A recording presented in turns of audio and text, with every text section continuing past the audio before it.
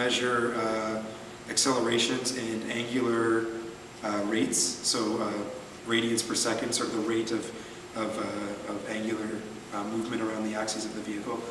There's also a 3-axis magnetometer, which can be used as a digital compass to control the heading of the vehicle. There are 10 servo outputs. We're using 4 of these PWM servo outputs to run the 4 motors. The motors and the what's called the speed controllers for the motors are sort of standard hobby parts, which we've selected and through testing and research have found to be the adequate selection for this vehicle type. So those are commanded from these outputs here as well.